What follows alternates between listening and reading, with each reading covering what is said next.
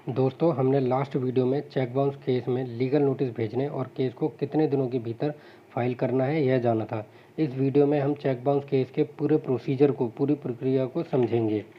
तो हमने समझा था लास्ट वीडियो में कि चेक बाउंस होने के बाद जब आपको रिटर्निंग मेमो मिलता है तो आपके पास उसके 30 दिनों के भीतर उस पर्सन को लीगल नोटिस भेजना अनिवार्य है और उसे नोटिस भेजने के बाद 15 दिनों तक उसके रिप्लाई का, उसके जवाब का वेट करना होता है।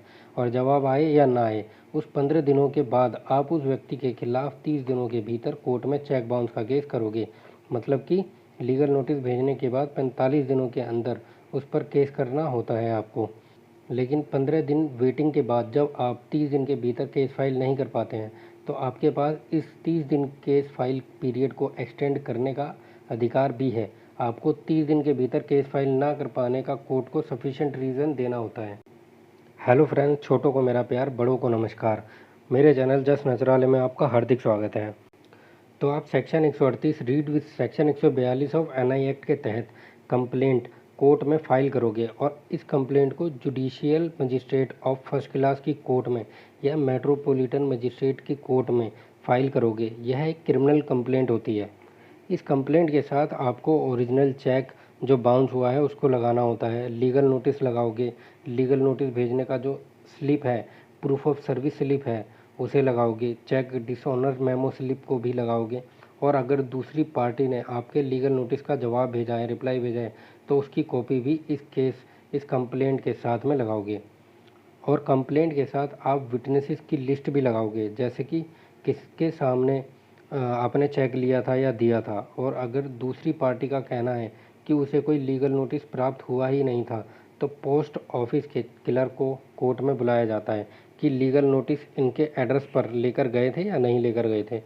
यानी कि विटनेसेस की लिस्ट में आप पोस्ट ऑफिस के क्लर्क और बैंक मैनेजर को भी विटनेस बना सकते हैं कि चेक बाउंस की प्रक्रिया हुई थी।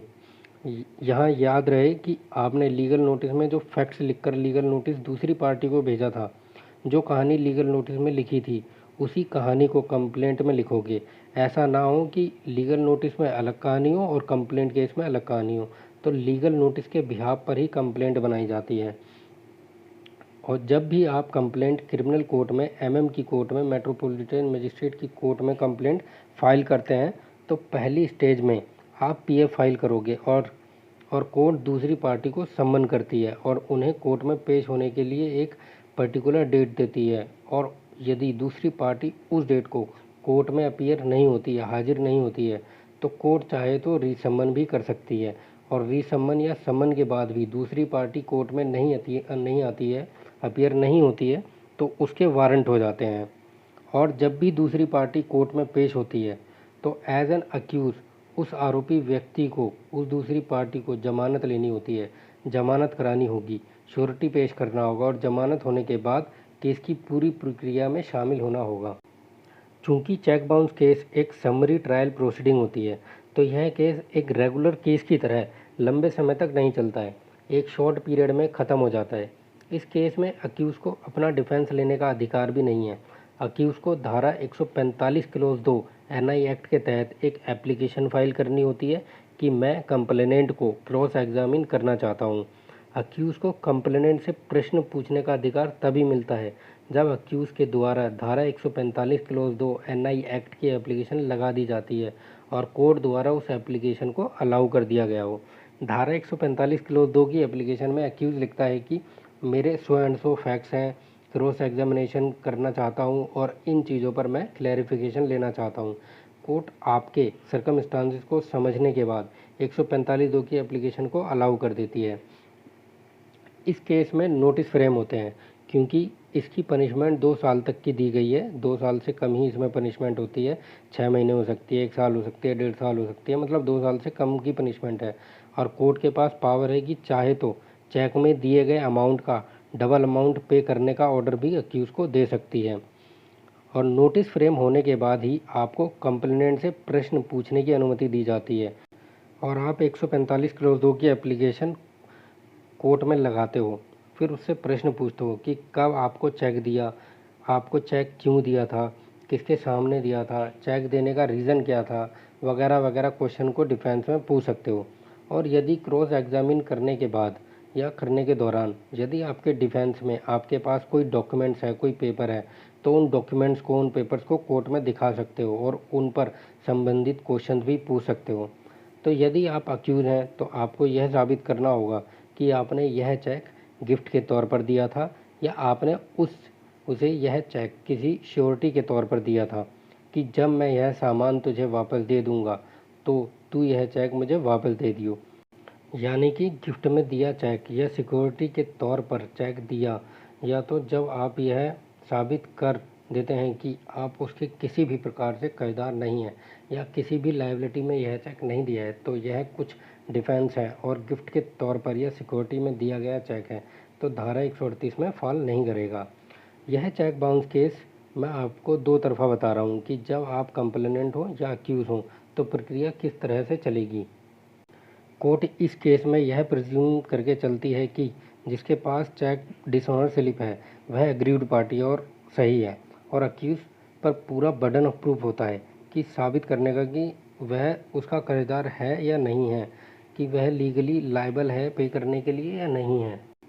याद रहे कि कंप्लेनेंट के बिहाफ पर कोर्ट में एडवोकेट उसका केस रिप्रेजेंट करेगा, लेकिन कंप्लेनेंट अपने बिहाफ पर अपने किसी भी रिप्रेजेंटेटिव को कोर्ट में नहीं भेज सकता है। उसको खुद कोर्ट में अपीयर होना होता है, पेश होना होता है, और अक्यूज भी केस की प्रोसीडिंग में हर तारीख पर प्रेजेंट होगा।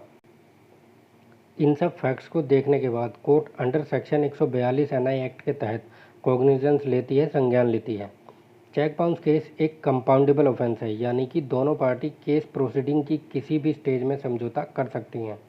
ध्यान रखने योग्य बात यहाँ यह है कि जब अक्यूज धारा 145 क्लोज 2 के तहत डिफेंस रखती है या रखने की शुरुआत करती है, तो 2018 में एनआई एक्ट में अमेंडमेंट करके संशोधन करके एक धारा 143 ए एनआई एक्ट को जोड़ा गया था। तो जब भी आप डिफेंस रखते हो या डिफेंस रखने से पहले कंप्लेनेंट धारा 143 ए के अंतर्गत चेक के अमाउंट का 20% अमाउंट मांग सकती है। मतलब कंप्लेनेंट 143 ए की एप्लीकेशन लगाकर 20% अमाउंट की डिमांड कर सकता है, और कोर्ट के पास पावर है कि कोर्ट उसे 10% या 20% अमाउंट पे करने का ऑर्डर भी कर सकती है। डिफेंस के द्वारा क्रॉस एग्जामिन पूछने के बाद डिफेंस अपने फेवर में विटनेसेस लाता है और इसके बाद केस फाइनल आर्गूमेंट पर पहुंच जाता है। फाइनल आर्गूमेंट के बाद केस जजमेंट पर आ जाता है। जजमेंट में कोर्ट यह डिसाइड करती है कि आप कन्विक्टेड हो या अक्यूटेड हो, कि आप दोषी हो या निर्दोष हो। अगर कोई कोर्ट कहती है कि यू आर अक्यूटेड, तो आपके केस की स्टोरी यहीं ख़त्म हो जाएगी, और यदि कोर्ट जजमेंट में कहती है कि यू आर कन्विक्टेड, तो आप दोषी माने जाओगे और एक अगली तारीख और लगेगी जिसमें यह तय किया जाता है कि अक्यूज़ को सज़ा कितनी हो, कितना कंपनसेशन अमाउंट पे करना हो। मतलब कंपनसेशन अमाउंट और क्वांटम ऑफ सेंटेंस पर बहस होती है और फाइनली सज़ा डिक्लेयर कर दी जाती है। इस केस में कन्विक्ट होने के बाद इमीडिएट जेल भेजने का कोई प्रावधान नहीं है, तो आप अपील में जा सकते हैं, कोर्ट में अपील कर सकते हैं। अपील के लिए कोर्ट में टाइम ले सकते हैं। चूँकि यह एक बेलेबल ऑफेंस है तो आपके पास बेल पाने का भी अधिकार है। तो यह है चेक बाउंस केस की पूरी जानकारी और प्रक्रिया। होप सो दोस्तों यह वीडियो आपको समझ आई होगी। अगर यह वीडियो आपको पसंद आई हो तो लाइक और सब्सक्राइब करना ना भूलें, और यदि कोई क्वेरी हो, क्वेश्चन हो या फीडबैक हो तो आप कमेंट बॉक्स में पूछ सकते हैं। Thank you for watching this video.